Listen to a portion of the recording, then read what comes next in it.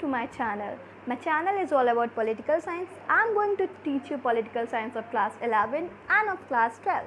In this video, we are going to discuss about the chapter The Cold War Era. इस chapter में हम पढ़ेंगे cold war के बारे में, क्यूबन मिसाइल क्राइसिस के बारे में, कोल्ड वॉर के एरेनास के बारे में और टू सुपर पावर के बारे में. The first thing and the first heading which is visible on the screen is Cuban Missile Crisis 1962. Here comes the first question. When was Cuban Missile Crisis occurred? मतलब Cuban missile crisis हुआ कब था? Then it was occurred in 1962. Okay? जब Cuban missile crisis हुआ था तो Cuba के president कौन थे? जब क्यूबन मिसाइल क्राइसिस हुआ था तो क्यूबा के प्रेसिडेंट थे फिडेल कैस्ट्रो और यूएसएसआर के लीडर थे निकिता क्रुश्चेव और यूएसए के प्रेसिडेंट थे जॉन एफ कैनेडी. ये 3-4 पॉइंट आपको याद करने हैं. क्यूबा के प्रेसिडेंट, यूएसएसआर के लीडर और यूएसए के प्रेसिडेंट. ठीक है.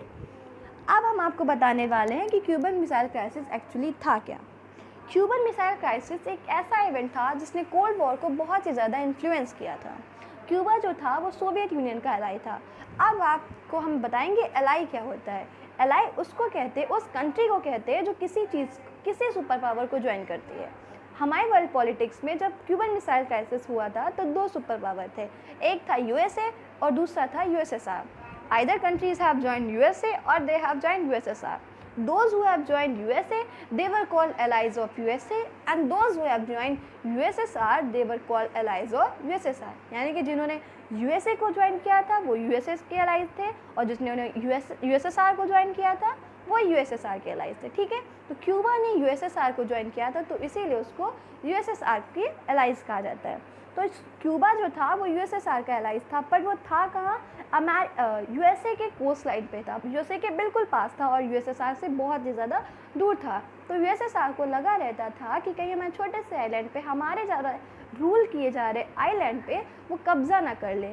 कौन कब्ज़ा ना कर ले? यूएसए, जो उसका रिवैलरीज था, जिसके साथ उसकी दुश्मनी थी, वो कहीं कब्ज़ा ना कर ले. ठीक है.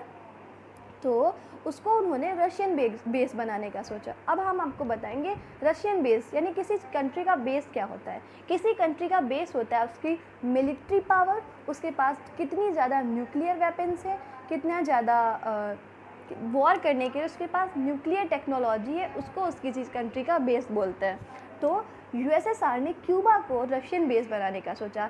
उन्होंने सोचा कि अगर अपनी वेपन्स, न्यूक्लियर वेपन्स सब रख देंगे क्यूबा में, तो अगर कभी भी यूएसए हमसे वॉर करने का सोचेगा तो उसके पार्ट से ही हम उसको टक्कर देने के लिए हमेशा तैयार रहेंगे. कभी भी अगर यूएसए हमारी तरफ देखेगा आँख उठाकर तो हम उसको उसके पास से जवाब देने के लिए तैयार रहेंगे. ठीक. जब उन्होंने 1962 में यूएसएसआर ने मिसाइल्स रख दी क्यूबा में तो यूएसए को फर्स्ट टाइम फियर हुआ कि हमारे इतने क्लोज रेंज से, इतने पास से हमको टक्कर देने के लिए कोई आ गया है. तो ये यूएसए को बिल्कुल भी अच्छा नहीं लग रहा था, यानी कि जॉन एफ कैनेडी को ये बिल्कुल भी अच्छा नहीं लग रहा था. वो बहुत ही ज़्यादा सीरियस हो गए थे इस मैटर पे. अपनी सीरियसनेस दिखाने के लिए उन्होंने अमेरिकन वॉरशिप्स को ऑर्डर किया कि जाओ, अगर कोई भी शिप यूएसएसआर से क्यूबा की तरफ आ रही है तो उसको रोक दो. अगर तुम्हारा ऑर्डर वो ना माने तो हम full scale war, hot war करने के लिए बिल्कुल ही तैयार है. ठीक. और अब ना ही यूएसएसआर चाहता था कि थर्ड वर्ल्ड वॉर हो, ना ही यूएसए चाहता था कि वर्ल्ड वॉर हो. तो यूएसएसआर ने यूएसए की सीरियसनेस देखते हुए अपनी मिसाइल्स वहाँ से वापस ले ली और अपनी शिप्स को ऑर्डर दिया कि वापस आ जाओ. ठीक. जब यूएसएसआर ने अपनी मिसाइल्स क्यूबा से हटा ली तो यूएसए भी शांत हो गया, यूएसएसआर भी शांत हो गया. यहीं पे हमारी क्यूबन मिसाइल क्राइसिस ख़त्म हो जाती है. तब हम अब इंग्लिश में पढ़ेंगे. Cuban missile crisis was a main peak of cold war. Cuban missile crisis एक कोल्ड वॉर का मेन पॉइंट था, बहुत ही ज़्यादा इम्पैक्टफुल पॉइंट था कोल्ड वॉर का, Cuban missile crisis. Cuba was ally of Soviet Union. It received both financial and diplomatic support from USSR. The small island nation is near USA. The leader of USSR feared that USA could have control over its ally Cuba. He decided to convert Cuba into Russian base and place their missiles weapons in Cuba. The installation of weapons put the US for the first time on the threat from such a close range. It feared that there are a number of cities on which Cuba could launch its missile. When President of USA got to know about this, he was reluctant to do anything if USSR did not remove his missile from Cuba. Kennedy ordered American warships to interrupt any ship coming towards Cuba.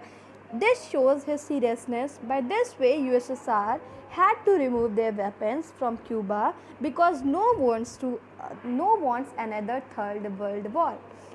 This is if question is asked what do you mean by Cuban Missile Crisis, then you can write these 7 points. You can take a screenshot also. I'm waiting. And next thing is cold war. Cold war क्या था? आपकी book में एक definition दी गई है. अगर आपको समझ में ना आ रही हो तो हम आपको बताते हैं कि कोल्ड वॉर क्या था. Cold war means war without use of weapon. Simple definition है. कोल्ड वॉर ऐसा वॉर है जिसमें किसी भी तरीके की न्यूक्लियर वेपन्स या हाथ पैर का इस्तेमाल ना हो. ऐसा वॉर जो केवल मुंह से और आइडियोलॉजिकल कॉन्फ्लिक्ट से किया जाए उसे कोल्ड वॉर कहते हैं. ठीक है. और अगर एक नंबर की डिफिनेशन है तो आप ये लिख सकते हैं. अगर 2-3 मार्क्स की डिफिनेशन है तो आप लिखेंगे cold war means a war without use of nuclear weapons. It refers to series of tensions, confrontations and competition between USA and USSR followed by the respective allies. ये थोड़ा सा डिफ़िकल्ट लग रहा है पर इसको हम समझाते हैं. ठीक है. कोल्ड वॉर का मतलब है इसमें वेपन्स का ना यूज़ हो ऐसा युद्ध. इसको शीत युद्ध भी कहते हैं. दिमाग से युद्ध खेला जाए और बातचीत के माध्यम से लड़ाई लड़ी जाए. ठीक. कंपटीशन, टेंशन और कन्फ्रंटेशन से क्या मतलब है? कंपटीशन, यूएसए और यूएसएसआर दोनों की आइडियोलॉजी अलग थी. वो कम्युनिज्म और सोशलिज्म को फॉलो करते थे, वो कैपिटलिज्म और लिबरल डेमोक्रेसी को फॉलो करते थे. दोनों आपस में लड़े जा रहे थे कि हमारी आइडियोलॉजी बेटर है. वो कहते थे कि हमारी आइडियोलॉजी बेटर है. कुछ ऐसा करते थे कि जिससे प्रूव हो कि हमारी आइडियोलॉजी बेटर है. तो इससे क्या होगा? कंपटीशन का एटमॉस्फेयर पूरे वर्ल्ड में फैला हुआ था. दूसरा है टेंशन. टेंशन ना ही केवल यूएसए और यूएसएसआर में थी बल्कि पूरे देश में पूरे वर्ल्ड में थी कि कहीं अगर यूएसए और यूएसएसआर का युद्ध हो गया तो वो तो बर्बाद होंगे ही, उनका तो डिस्ट्रक्शन होगा ही, साथ में पूरे वर्ल्ड का डिस्ट्रक्शन होगा. पॉलिटिकल, इकोनॉमिक और बहुत ही ज़्यादा लोगों की जान जाएगी. ठीक है. और कन्फ्रंटेशन का मतलब होता है आमना सामना. कभी कभी अगर इन लोगों का आमना सामना हुआ, इन लोगों ने अपनी आइडियोलॉजी को बेटर प्रूव करने का सोचा तो इन लोगों में वॉर भी हो सकता है. तभी पूरे विश्व में ये कन्फ्रंटेशन, टेंशन और कंपटीशन का माहौल था कोल्ड वॉर के समय. तब हम लिख सकते हैं डिफिनेशन अब एक. Cold war means war without use of weapons. It refers to series of tensions, confrontations and competition between USA and USSR followed by their respective allies. अब अगर सुपर पावर लड़ाई करेगी तो उनको जो एलाइज फॉलो करती, सपोर्ट करती, वो ऑटोमेटिकली लड़ाई करेगी. ठीक. अब हम आते हैं सेकेंड पॉइंट पे. This was never converted into hot और फुल स्केल वॉर. ये तो था कि कोल्ड वॉर कभी फुल स्केल वॉर यानी हॉट वॉर में कभी कन्वर्ट नहीं हुआ था. अब क्वेश्चन आता है कि हॉट वॉर और फुल स्केल वॉर क्या होता है. हॉट वॉर का मतलब होता है वॉर जिसमें न्यूक्लियर वेपन का यूज़ हो. केवल दिमाग और बोलचाल से लड़ाई होने से फ़ायदा नहीं है. जिसमें वॉर हो, न्यूक्लियर वेपन्स, इधर से मिसाइल छोड़ी जाए, उधर से मिसाइल छोड़ी जाए, मास डिस्ट्रक्शन हो, लोगों की जान जाए, ऐसे वॉर को कहते हैं हॉट वॉर. इसको एक नेम दिया जाता है फुल स्केल वॉर. ठीक. यूएसए और यूएसएसआर ने कभी लड़ाई नहीं लड़ी कोल्ड वॉर के दौरान, पर उनके अलाइज ने कहीं ना कहीं वेपन्स का यूज़ किया था. ये कैसे देखा जा सकता है? जब कोरियन वॉर हुआ था तो उसमें वेपन्स का यूज़ हुआ था. कोरियन वॉर भी एक एरेना ऑफ कोल्ड वॉर है. अब आपके दिमाग में क्वेश्चन आ रहा होगा कि एरेना ऑफ कोल्ड वॉर क्या होता है. तो आपकी बुक में एक हेडिंग दी गई हो, वो हम नेक्स्ट पार्ट में आपको बताएंगे.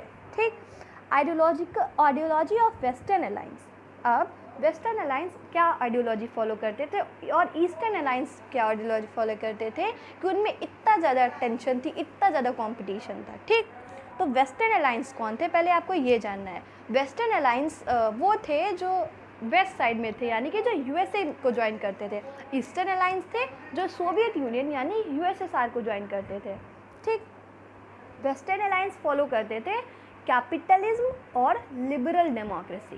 ठीक. कैपिटलिज्म मतलब पूंजीपति और लिबरल डेमोक्रेसी मतलब कि डेमोक्रेसी तो फॉलो करते थे जिसमें थोड़ी देर छूट हो. छूट क्या? जिसमें कि कैपिटलिज्म पूंजीवादियों को ज़्यादा महत्व दिया जाए। और सोशलिज्म एंड कम्युनिज्म कौन फॉलो करता था? ईस्टर्न अलायंस, यानी कि जिसमें पुअर्स का ध्यान रखा जाए, मिनिमम नीड्स सबकी पूरी हो। लग्जरी हो या ना हो उसका मतलब नहीं है, लेकिन सबको सबकी मिनिमम नीड्स फुलफ़िल करने की कोशिश की जाए। और कम्युनिज्म मतलब कि रिलीजन वगैरह भी हो और सबकी बेसिक नीड फॉलो की जाए। ये था आइडियोलॉजी ईस्टर्न अलायंस की। और वेस्टर्न अलायंस की थी capitalism and liberal democracy, eastern alliance socialism and communism. अब हम आते हैं what is cold war. Cold War, what is Cold War? This heading is given in your book and I have also written here. उस heading से आपको क्या क्या important points याद करने हैं